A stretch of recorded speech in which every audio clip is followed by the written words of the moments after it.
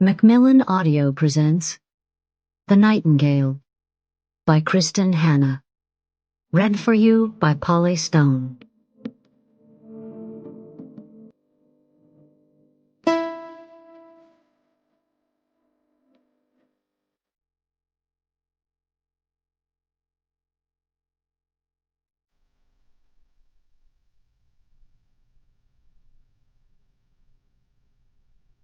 Chapter 20. Getting out of occupied France was difficult and dangerous. Getting back in, at least for a 20-year-old girl with a ready smile, was easy. Only a few days after her arrival in San Sebastian, and after endless meetings and debriefings, Isabelle was on the train bound for Paris again, sitting in one of the wooden banquettes in the third-class carriage, the only seat available on such short notice, watching the Loire Valley pass by. The carriage was freezing cold and packed with loquacious German soldiers and cowed Frenchmen and women who kept their heads down and their hands in their laps. She had a piece of hard cheese and an apple in her handbag, but even though she was hungry, starving really, she didn't open her bag.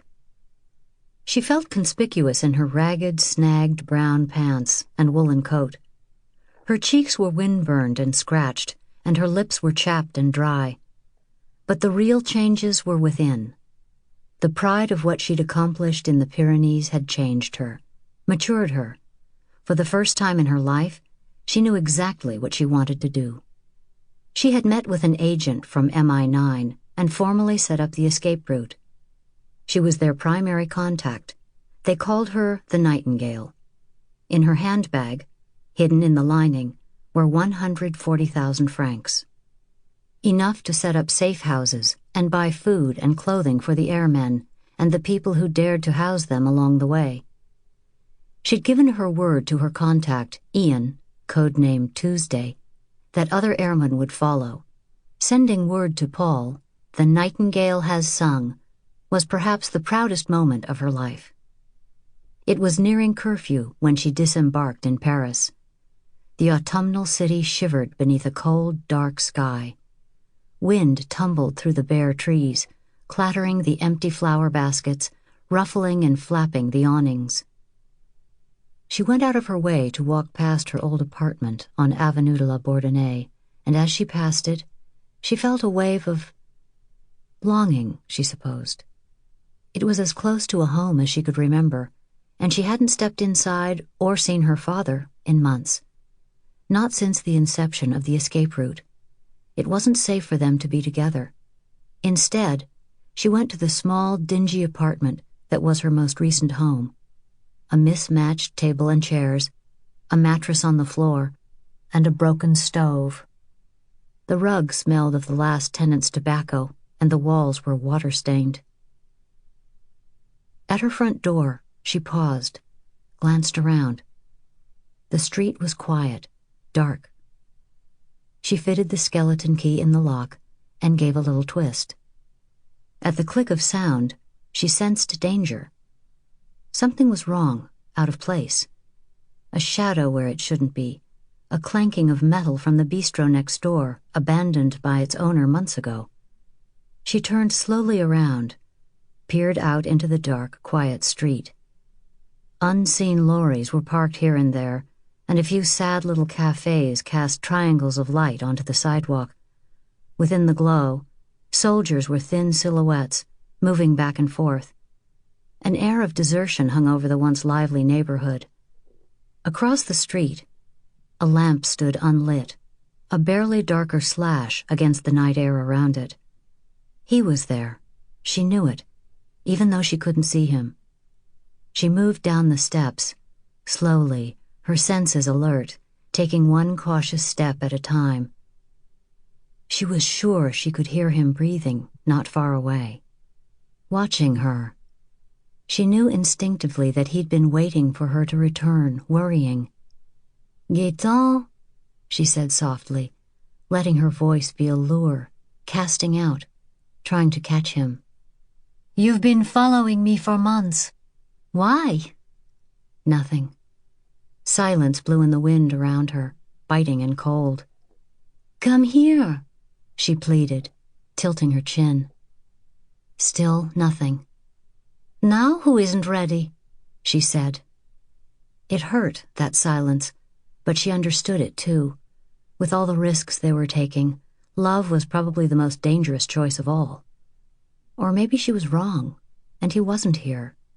Had never been here, watching her, waiting for her. Maybe she was just a silly girl longing for a man who didn't want her, standing alone in an empty street. No, he was there. That winter was even worse than the year before. An angry god smote Europe with leaden skies and falling snow, day after day after day. The cold was a cruel addendum to a world already bleak and ugly. Carriveau, like so many small towns in the occupied zone, became an island of despair, cut off from its surroundings. The villagers had limited information about what was going on in the world around them, and no one had time to burrow through propagandist papers looking for truth when surviving took so much effort. All they really knew was that the Nazis had become angrier, meaner, since the Americans had joined the war.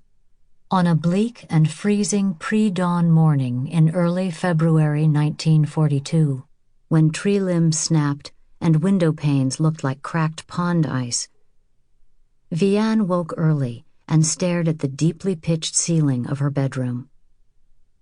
A headache pounded behind her eyes. She felt sweaty and achy. When she drew in a breath, it burned in her lungs and made her cough. Getting out of bed was not appealing, but neither was starving to death. More and more often this winter, their ration cards were useless. There was simply no food to be had, and no shoes or fabric or leather. Vianne no longer had wood for the stove or money to pay for electricity. With gas so dear, the simple act of bathing became a chore to be endured. She and Sophie slept wrapped together like puppies, beneath a mountain of quilts and blankets. In the past few months, Vianne had begun to burn everything made of wood and to sell her valuables. Now, she was wearing almost every piece of clothing she owned. Flannel pants, underwear she'd knitted herself, an old woolen sweater, a neck scarf, and still she shivered when she left the bed. When her feet hit the floor, she winced at the pain from her chilblains. She grabbed a wool skirt and put it on over her pants.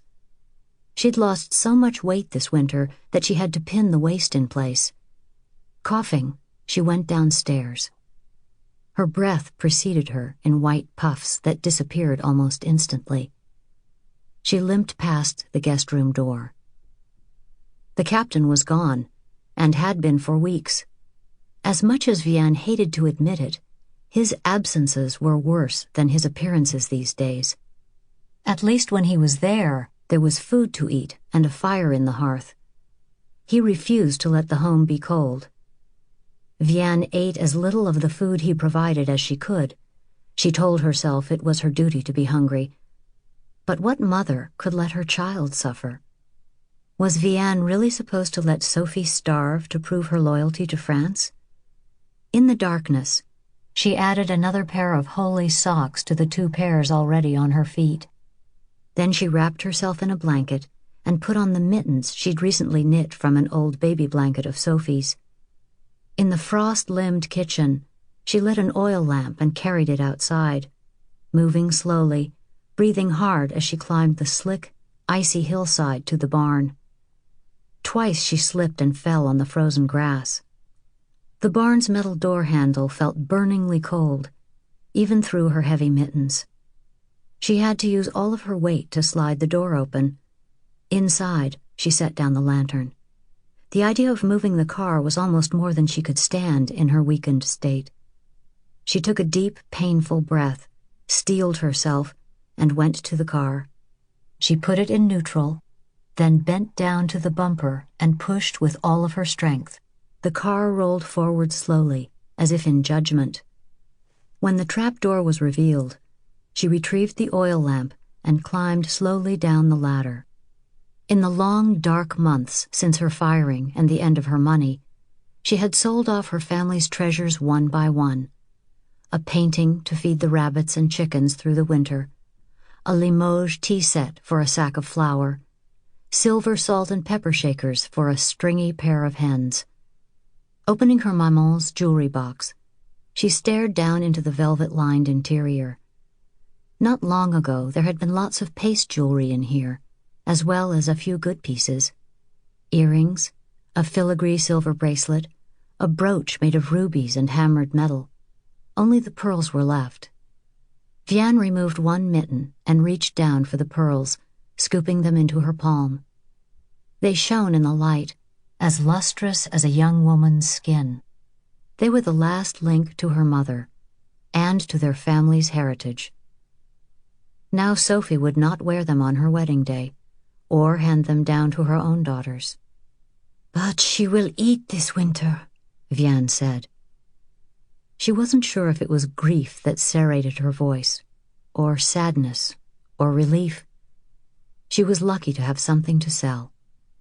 She gazed down at the pearls, felt their weight in her palm, the way they drew warmth from her body for themselves. For a split second, she saw them glow.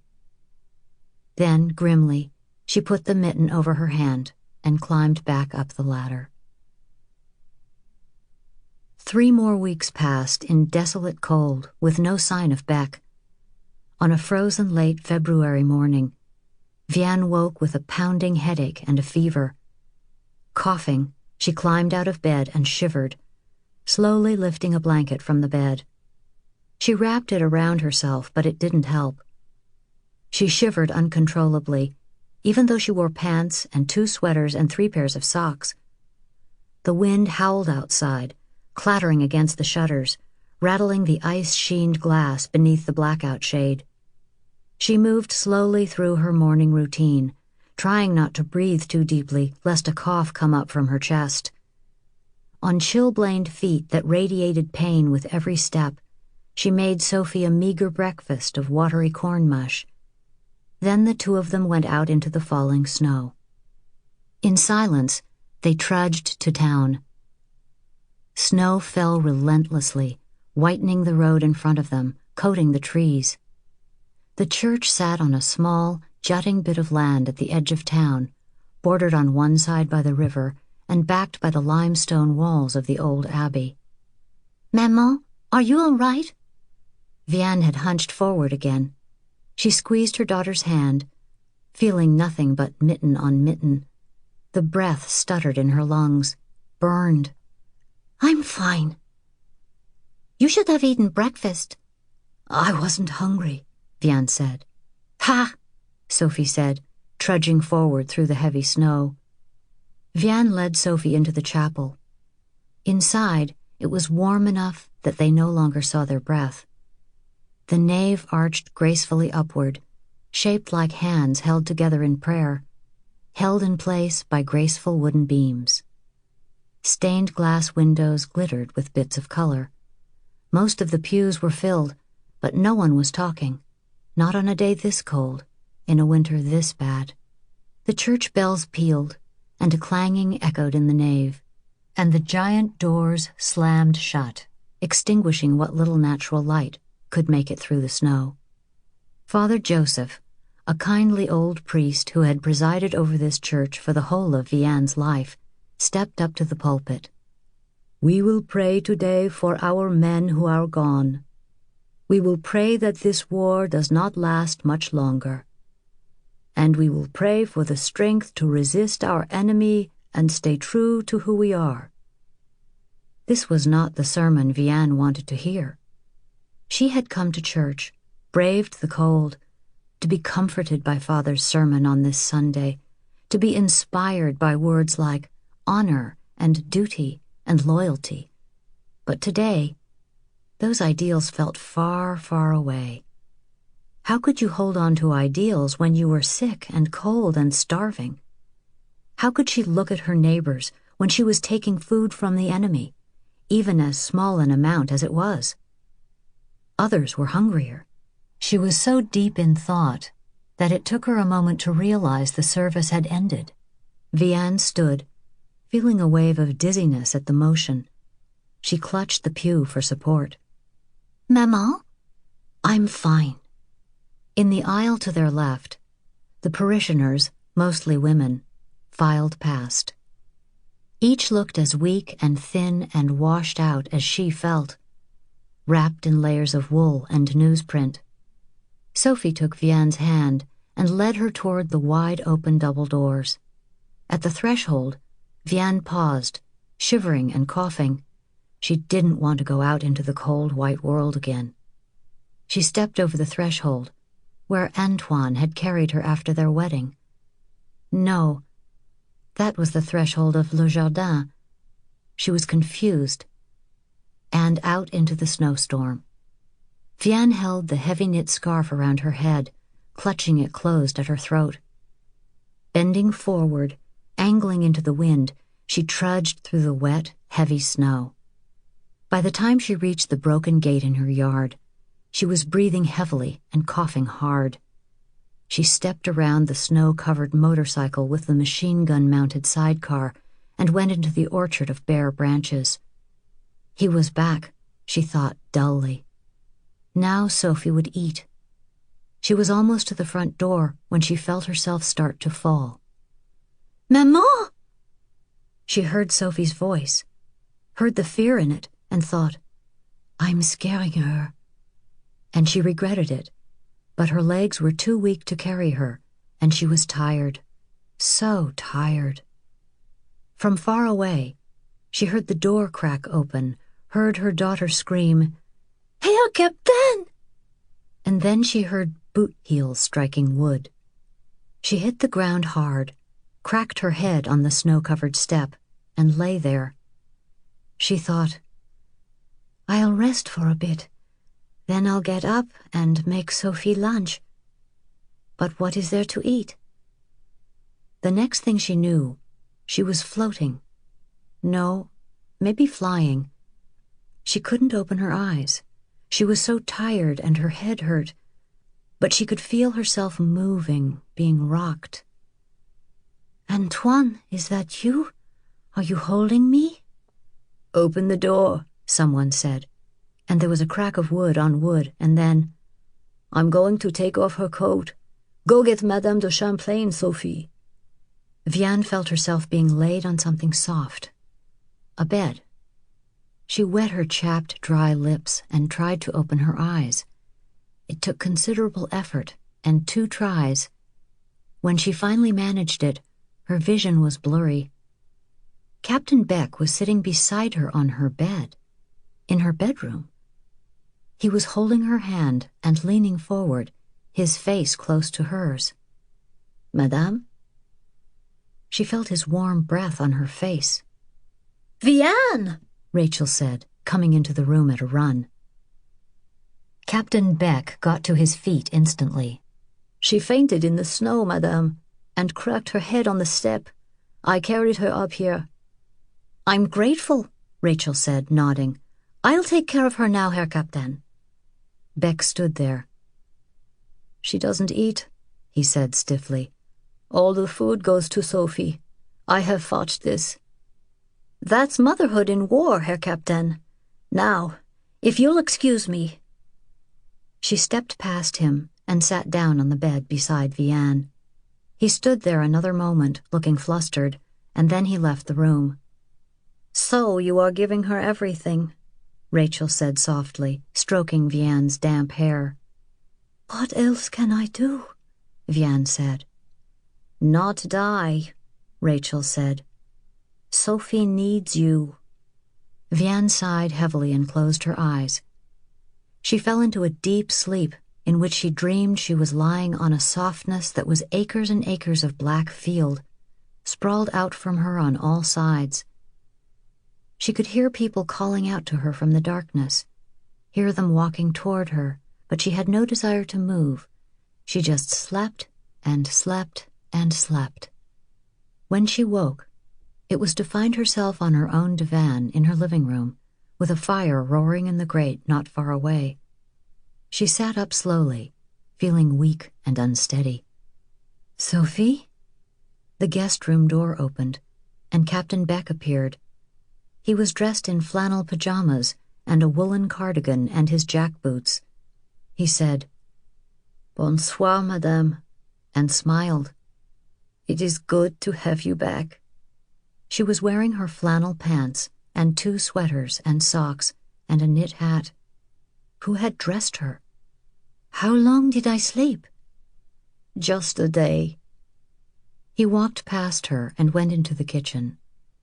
Moments later, he returned with a cup of steaming café au lait and a wedge of blue cheese and piece of ham and a chunk of bread. Saying nothing, he set the food down on the table beside her. She looked at it, her stomach grumbling painfully. Then she looked up at the captain. "You hit your head and could have died." Vianne touched her forehead, felt the bump that was tender.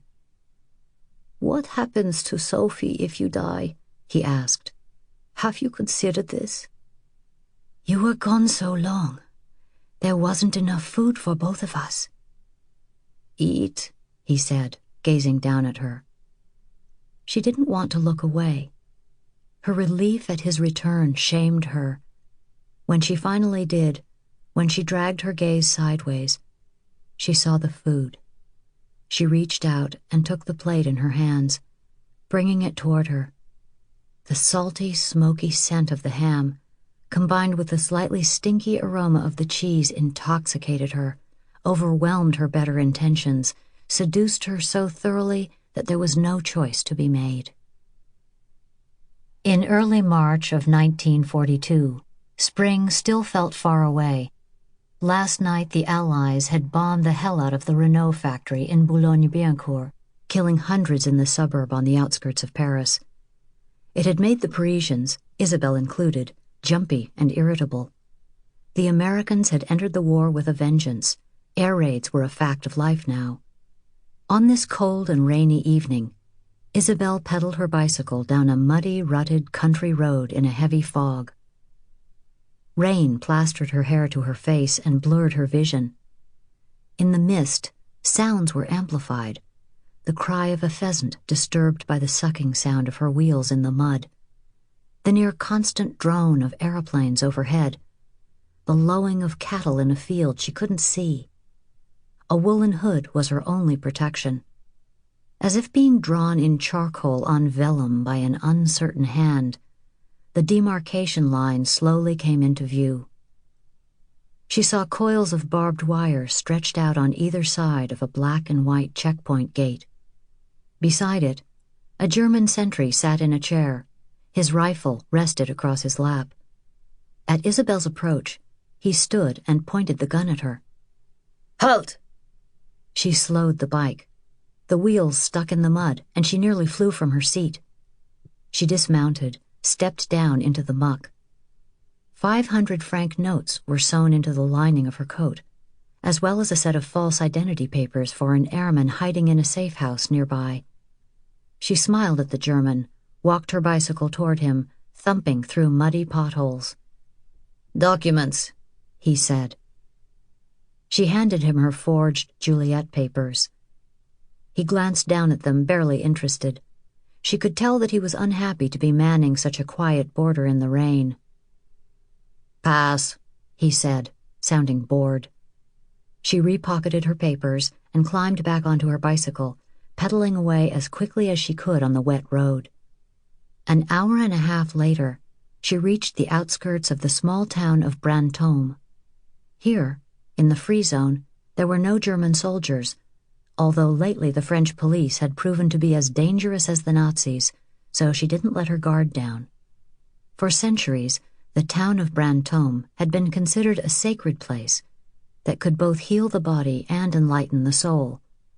After the Black Death and the 100 Years' War ravaged the countryside, the Benedictine monks built an immense limestone abbey backed by soaring gray cliffs on one side and the wide Dran River on the other.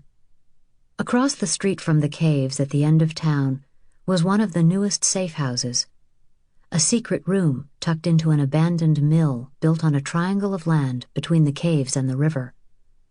The ancient wooden mill turned rhythmically, its buckets and wheel furred with moss. The windows were boarded up, and anti-German graffiti covered the stone walls. Isabel paused in the street, glancing both ways to make sure that no one was watching her. No one was. She locked her bicycle to a tree at the end of town, and then crossed the street and bent down to the cellar door, opening it quietly. All of the doors to the mill house were boarded up, nailed shut. This was the only way inside.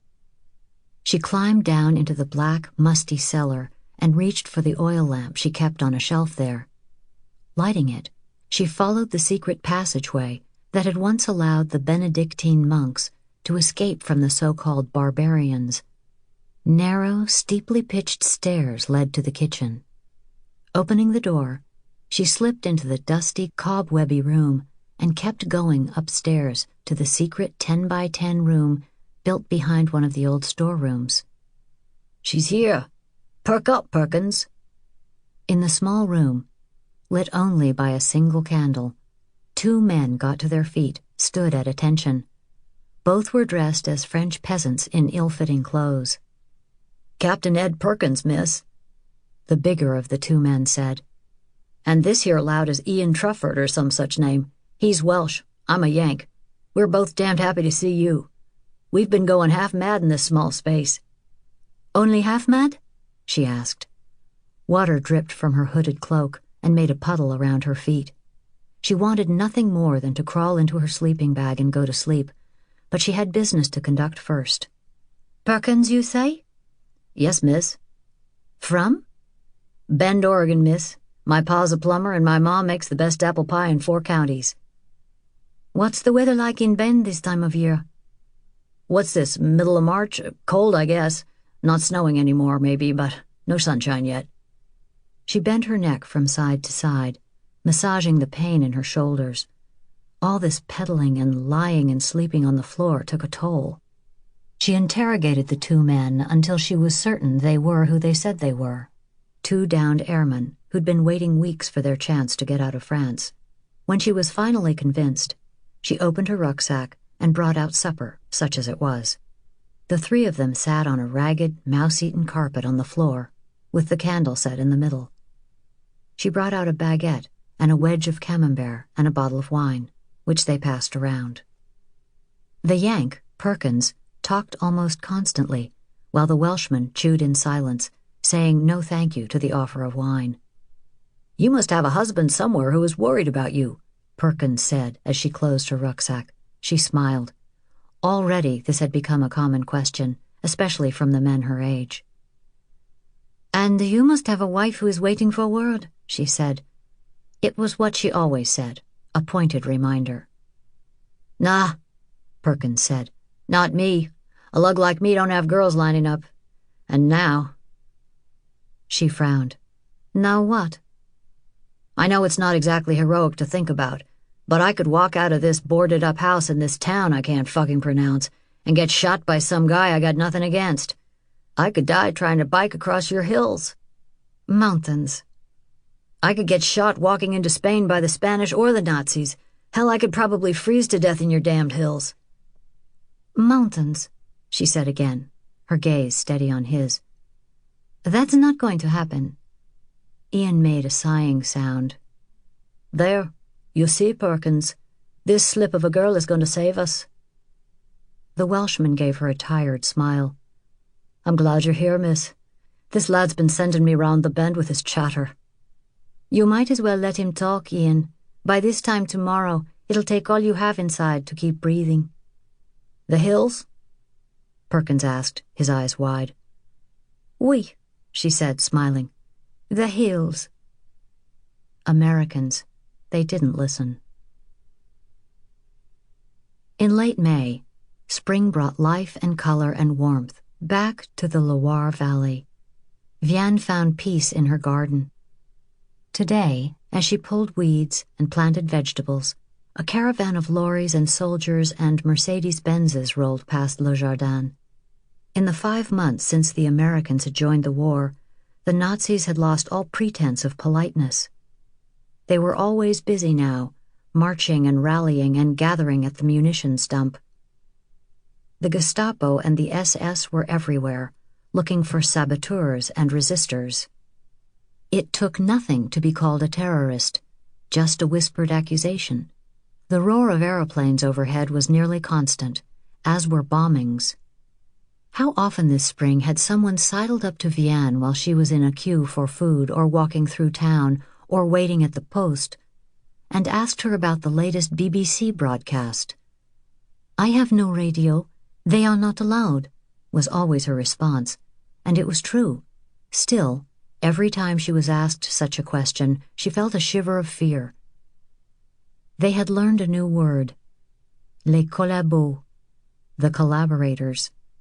French men and women who did the Nazis' dirty work, who spied on friends and neighbors and reported back to the enemy, relaying every infraction, real or imagined. On their word, people had begun to be arrested for little things, and many who were taken to the commandant's office were never seen again. Madame Mauriac! Sarah ran through the broken gate and into the yard. She looked frail and too thin, her skin so pale the blood vessels showed through. "You need to help my maman." Vianne sat back on her heels and pushed the straw hat back on her head. "What's wrong? Did she hear from Mark?" "I don't know what's wrong, madame. Maman won't talk. When I told her Ari was hungry and needed changing, she shrugged and said, 'What does it matter?' She's in the backyard just staring at her sewing."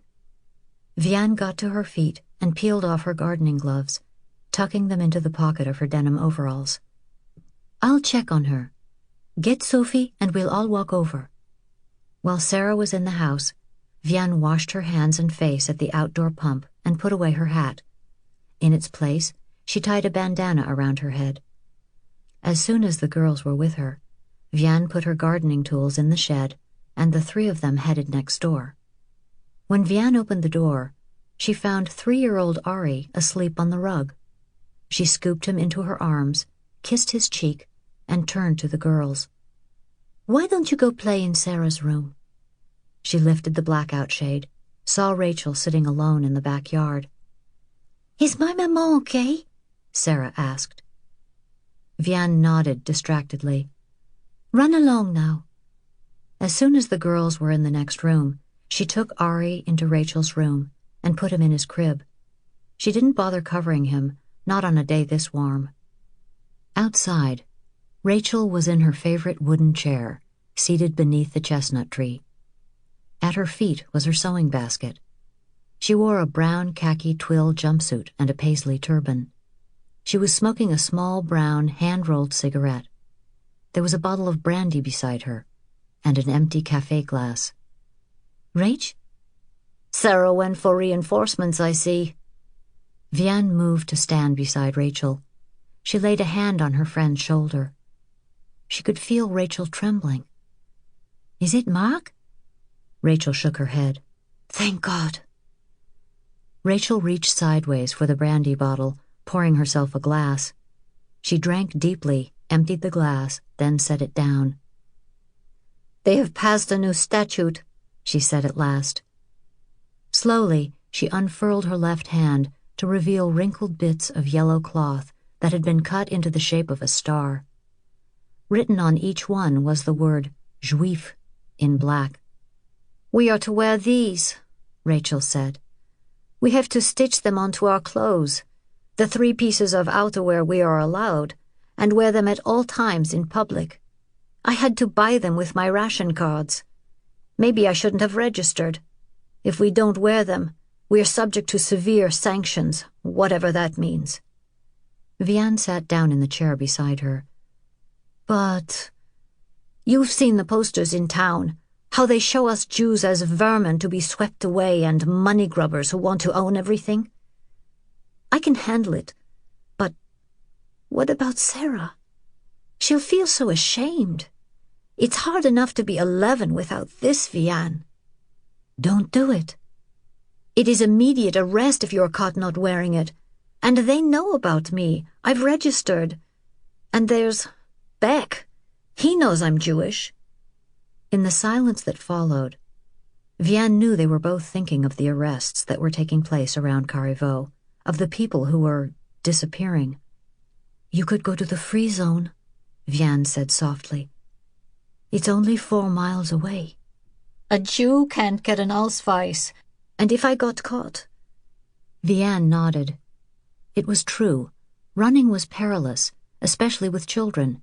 If Rachel were caught crossing the frontier without an Ausweis, she would be arrested or executed. "I'm afraid," Rachel said. Vianne reached over and held her friend's hand. They stared at each other.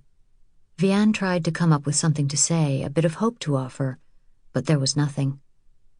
"It's going to get worse." Vianne was thinking the same thing. "Maman?" Sarah came into the backyard, holding Sophie's hand. The girls looked frightened and confused. They knew how wrong things were these days, and both had learned a new kind of fear. It broke Vianne's heart to see how changed these girls had already been by the war. Only 3 years ago, they'd been ordinary children who laughed and played and defied their mothers for fun.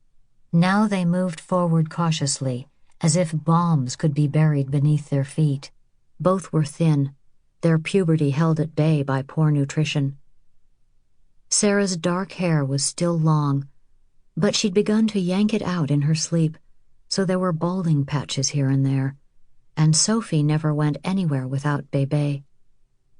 The poor pink stuffed animal was beginning to spew stuffing around the house. "Here," Rachel said. "Come here."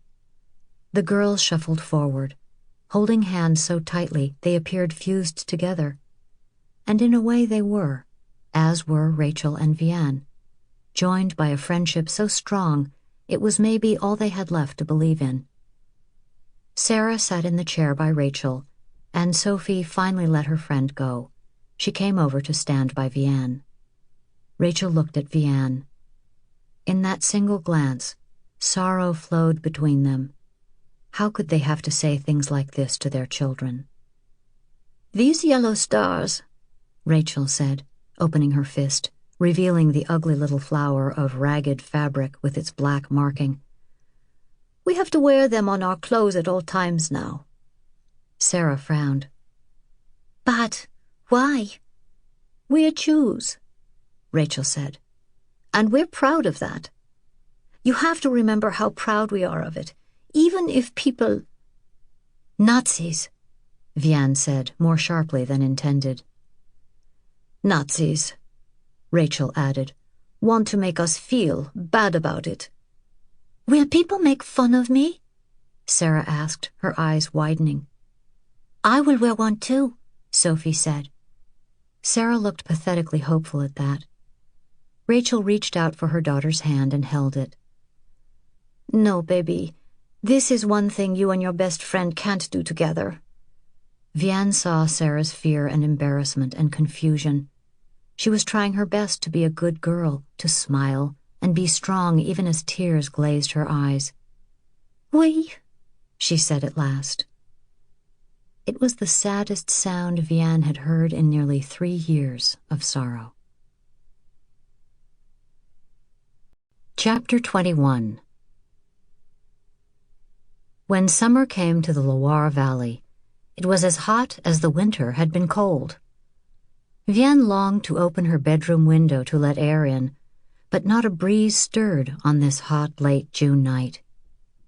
She pushed the damp hair from her face and slumped in her chair by the bed. Sophie made a whimpering sound. In it, Vianne heard a muddled, drawn-out, "Maman," and she dipped her rag into the bowl of water she'd placed on the only remaining nightstand. The water was as warm as everything else in this upstairs room. She twisted the rag over the bowl, watched the excess water fall back into the bowl. Then she placed the wet rag on her daughter's forehead. Sophie muttered something incomprehensible and started to thrash. Vianne held her down, whispering love words in her ear, feeling heat against her lips. "Sophie," she said, the name a prayer with no beginning, no end. "I'm here." She said it over and over until Sophie calmed again. The fever was getting worse. For days now, Sophie had been ailing, feeling achy and out of sorts. At first, Vianne thought it was an excuse to avoid the responsibilities they shared. Gardening, laundry, canning, sewing. Vianne was constantly trying to do more, get more done. Even now, in the middle of the summer, she worried about the coming winter. This morning had shown Vianne the truth, however, and made her feel like a terrible mother for not seeing it from the start. Sophie was sick, very sick. She had been plagued by fever all day, and her temperature was rising. She hadn't been able to keep anything down, not even the water her body needed so desperately. "How about some lemonade?" she said. No answer. Vianne leaned over and kissed Sophie's hot cheek. Dropping the rag back into the bowl full of water, she went downstairs. On the dining room table, a box waited to be filled, her most recent care package to Antoine. She'd started it yesterday and would have finished and mailed it off if not for Sophie's turn for the worse. She was almost at the kitchen when she heard her daughter's scream. Vianne ran back up the stairs. "Maman!" Sophie croaked, coughing. It was a terrible rattling sound. She thrashed in the bed, yanking at the blankets, trying to shove them away. Vianne tried to calm her daughter, but Sophie was a wildcat, twisting and screaming and coughing. If only she had some of Dr. Collis Brown's chlorodyne. It worked magic on a cough, but of course there was none left. "It's all right, Soph. Maman is here," Vianne said soothingly, but her words had no effect. Beck appeared beside her. She knew she should be angry that he was here in her bedroom, but she was too tired and scared to lie to herself. "I don't know how to help her. There are no aspirin or antibiotics to be had at any price in town." "Not even for pearls?" She looked at him in surprise. "You know I sold my maman's pearls?" "I live with you," he paused. "I make it my business to know what you are doing." She didn't know what to say to that. He looked down at Sophie. "She coughed all night. I could hear it." Sophie had gone still, frighteningly so. "She'll get better." He reached into his pocket and pulled out a small bottle of antibiotics. "Here." She looked up at him.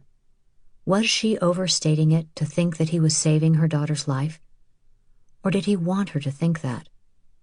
She could rationalize what it meant to take food from him.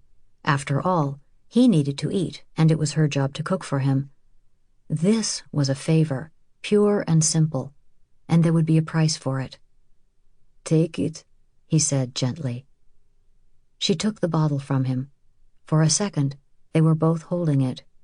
She felt his fingers against hers. Their gazes locked, and something passed between them. A question was asked and answered. "Thank you," she said. "You are most welcome." "Sir, the Nightingale is here." The British consul nodded. "Send her in." Isabel entered the dark, mahogany-lined office at the end of the elaborate hallway.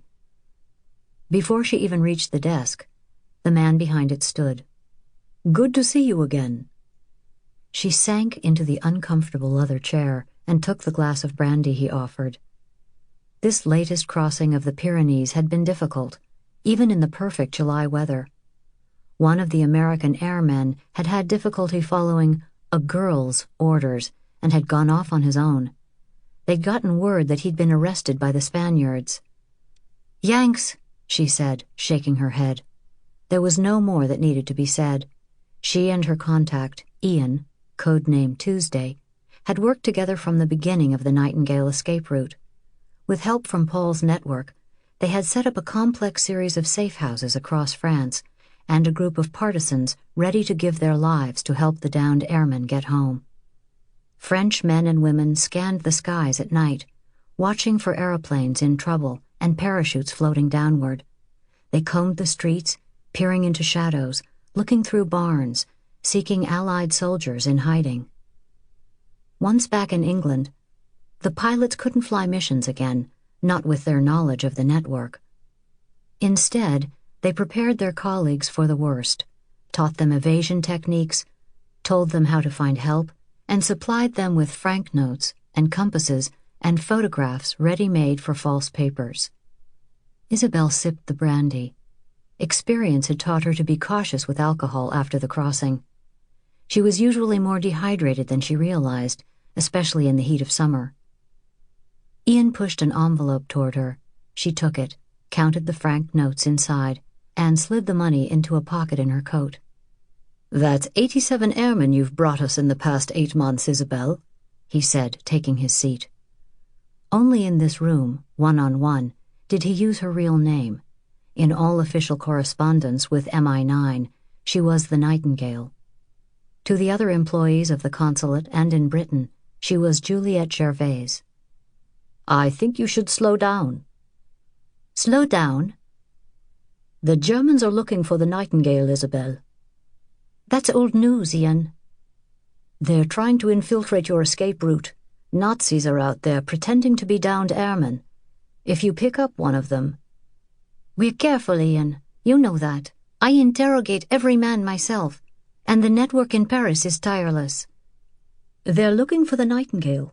If they find you—" "They won't." She got to her feet. He stood too and faced her. "Be careful, Isabel."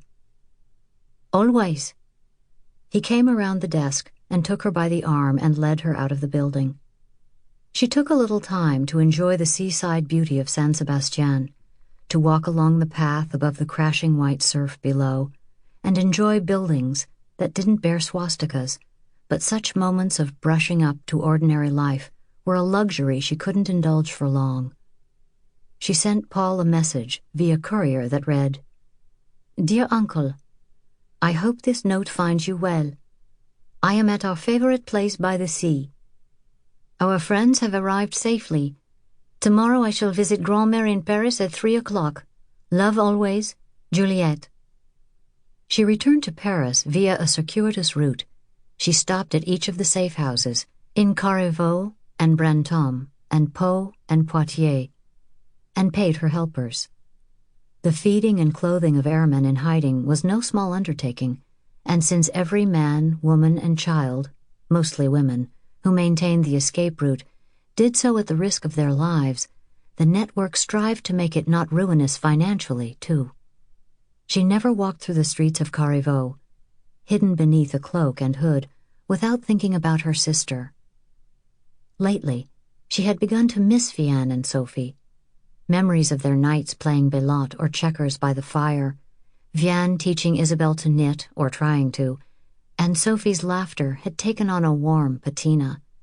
She imagined sometimes that Vianne had offered Isabel a possibility she hadn't seen at the time, a home. But it was too late for that now.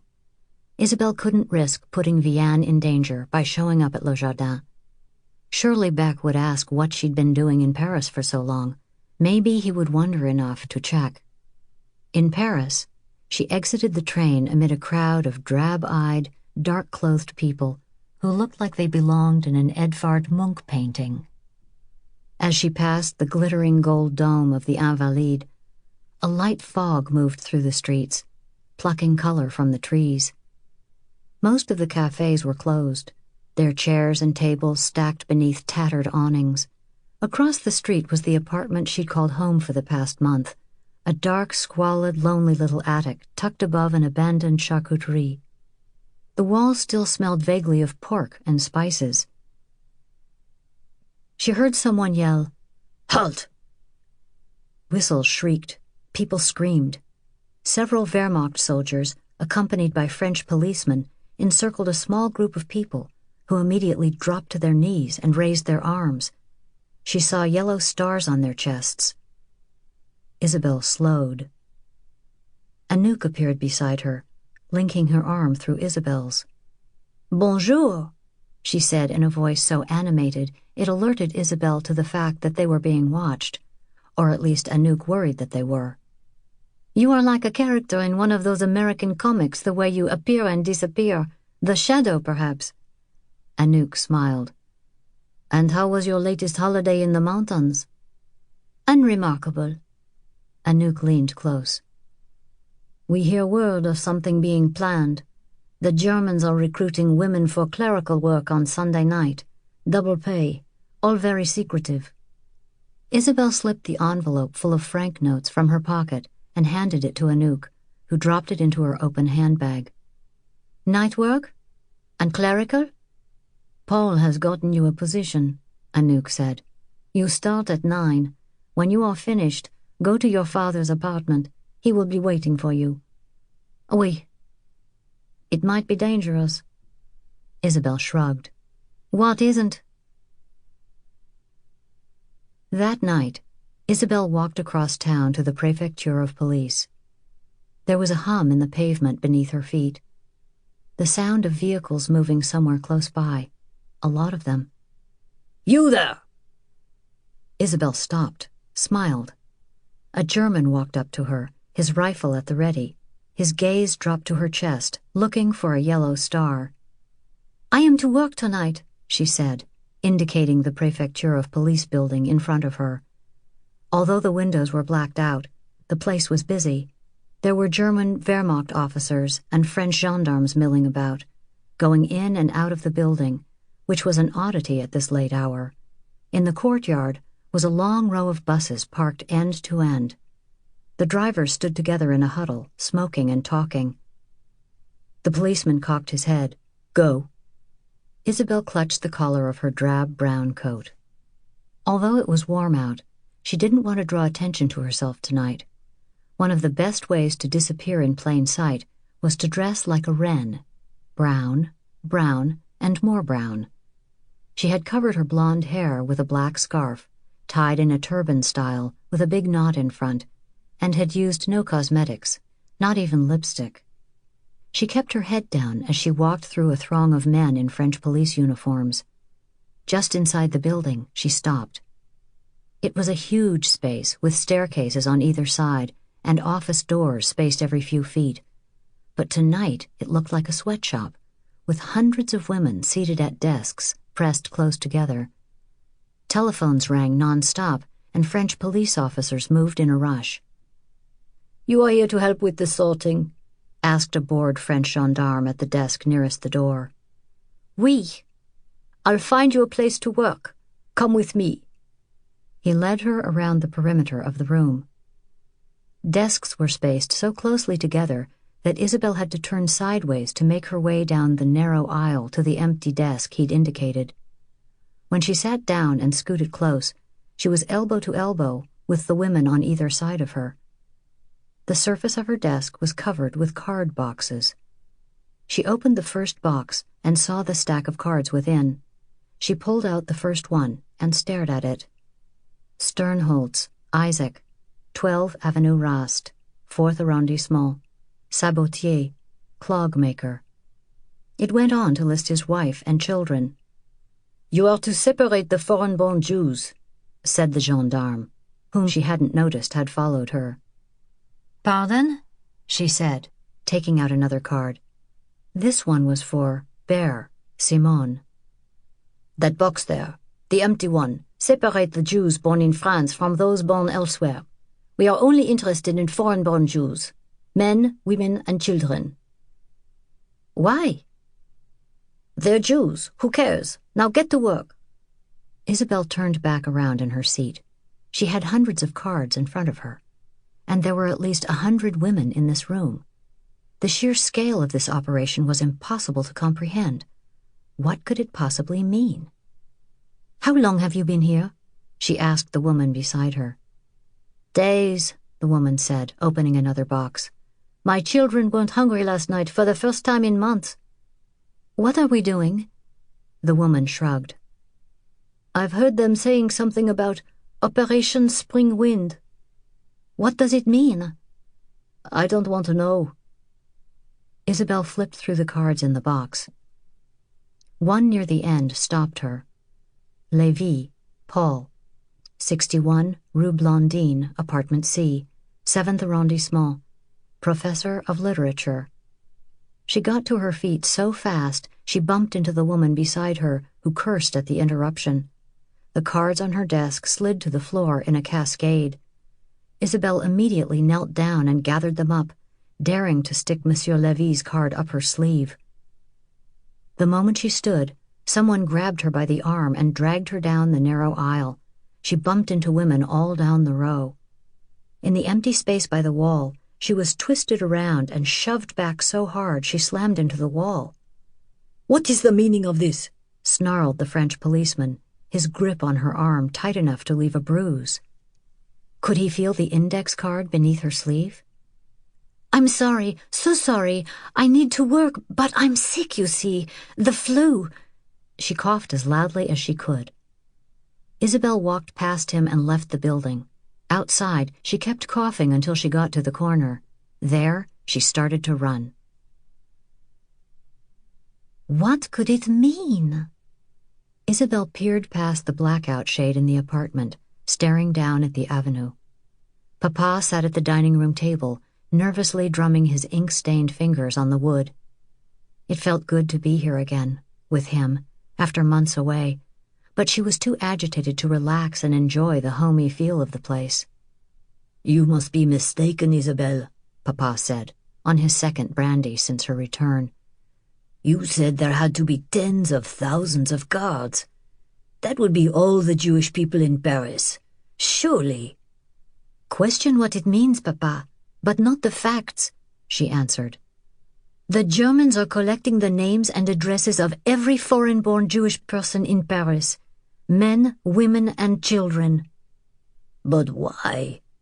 Paul Levy is of Polish descent, it's true, but he has lived here for decades. He fought for France in the Great War. His brother died for France. The Vichy government has assured us that veterans are protected from the Nazis." "Vianne was asked for a list of names," Isabel said. "She was asked to write down every Jewish, Communist, and Freemason teacher at her school. Afterward, they were all fired." "They can hardly fire them twice." He finished his drink and poured another. "And it is the French police gathering names. If it were the Germans, it would be different." Isabel had no answer to that. They had been having this same conversation for at least 3 hours. Now it was edging past 2 in the morning, and neither of them could come up with a credible reason why the Vichy government and the French police were collecting the names and addresses of every foreign-born Jewish person living in Paris. She saw a flash of silver outside.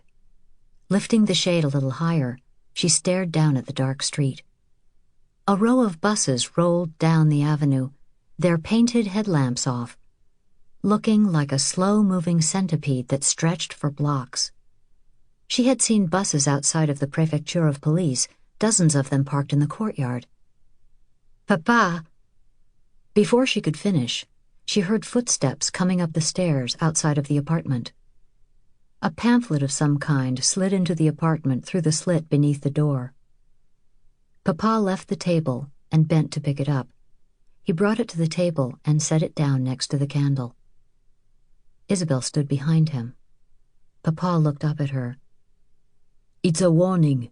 It says the police are going to round up all the foreign-born Jews and deport them to camps in Germany."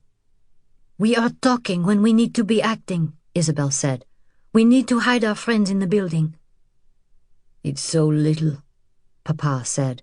His hand was shaking.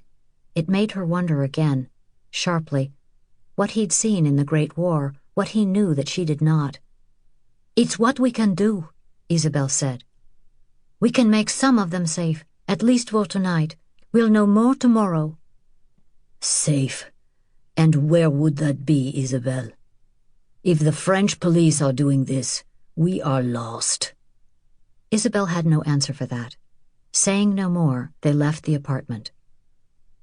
Stealth was difficult in a building as old as this one, and her father, moving in front of her, had never been light on his feet. Brandy made him even more unsteady as he led her down the narrow, twisting staircase to the apartment directly below theirs. He stumbled twice, cursing his imbalance. He knocked on the door. He waited to the count of 10 and knocked again, harder this time. Very slowly, the door opened, just a crack at first, and then all the way. "Oh, Julien, it is you," said Ruth Friedman. She was wearing a man's coat over a floor-length nightgown, with her bare feet sticking out. To keep listening to this audiobook, I've left you a link in the description so you can do it, at no cost thanks to Audible's 30-day free trial.